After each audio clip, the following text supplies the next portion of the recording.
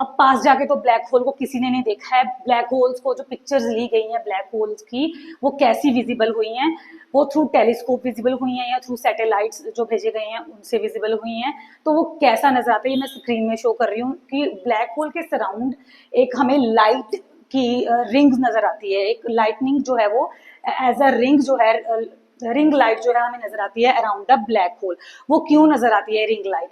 Actually जब कोई चीज, अब कोई ऑर्बिट में हमने घूम रही है, जब इसके पास आती है कोई भी चीज, जो कोई भी स्टार्स, कोई भी ऑब्जेक्ट जब इसके पास आते हैं तो वो क्या करते हैं, जब इसकी ग्रेविटी के अंडर आ जाते हैं तो वो बिल्कुल फास्ट फास्ट रिवॉल्व करते हैं, जिसको हम बोलते हैं स्विरलिंग। स्विरलिंग का नाम देता है, देख जैसे आप मान लो क्वाइन को ऐसे रोटेट करो तो ऐसे गोल गोल घूम के वो एकदम से स्टॉप हो जाता है ना, ऐसे ही गोल गोल घूम के एकदम से ब्लैक होल में कोलैप्स हो जाते हैं, ठीक है।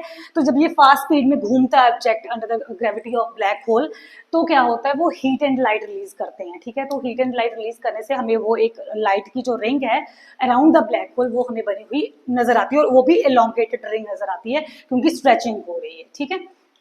तो इसमें आई होप आपको इजी लगा। ब्लैक होल का कंसेप्ट इतना टफ तो नहीं है, लेकिन अब ये रियल में हम नेक्ड आइज के साथ अभी किसी ने नहीं देखा है इसको, और कोई पर्सन वहां नहीं गया है because it is very dangerous. In future में देखते हैं कि अगर ये किसी चीज को साइंटिस्ट जो है वो कोई रॉकेट्स वगैरह कुछ ऐसे बना दे जो बिल्कुल पास से ब्लैक होल को ऑब्जर्व कर सके, क्योंकि कोई भी चीज, ये तो ट्रुथ है कि अगर कोई भी चीज उसके बिल्कुल ग्रेविटी के अंदर चली जाएगी दैट कांट कम बैक, ठीक है।